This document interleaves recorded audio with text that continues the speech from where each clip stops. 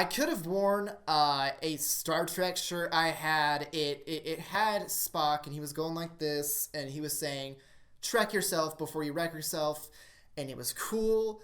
I had it when I was like 12 or something, and I gave it away to Goodwill, and I'm sorry. It would have been awesome, but just picture me wearing that shirt instead of this random tie-dye shirt.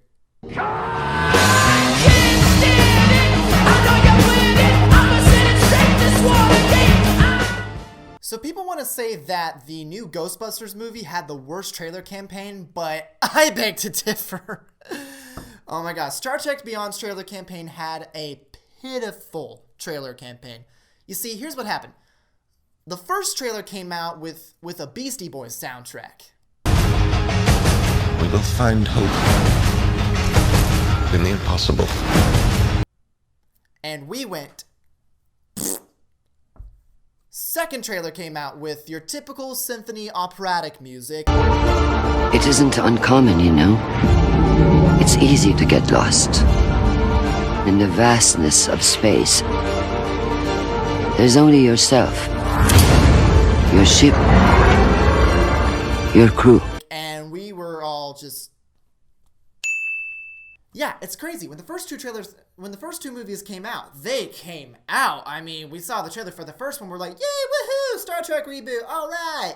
Then the trailer for the second one came out, we're like, woo, all right, sequel, let's go, let's do this. Benedict Cumberbatch is the villain, yay. And then the third one came out, and we're like, okay. I mean, not to say it didn't have any hype. I mean, clearly it had hype. I mean, I'd see an occasional article for it in my newsfeed, but, I mean, other than that, not really. Definitely not as much as the first two.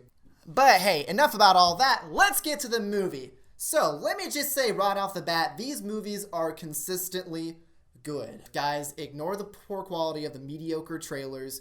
This movie was awesome. These movies always manage to be consistently as good as its predecessor, and this one did not disappoint. The writing was spectacular, the action was spectacular, and most of all, the characters could not have been more enjoyable in this movie. They were very well written. Kudos to Simon Pegg for writing this. This entire experience pretty much felt like a really good Star Trek episode, is what it felt like, and I couldn't love that more. So, having that said, the whole plot is pretty much, I mean, they're pretty much doing their typical Enterprise mission, and then all of a sudden, oh no, they get gunned down by these big bad guys.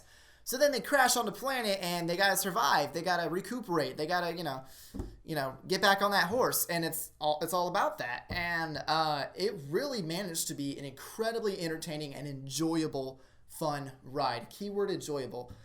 There's also a new character, by the way, her name is Jayla, and she is awesome. She's a total butt kicker. She's awesome.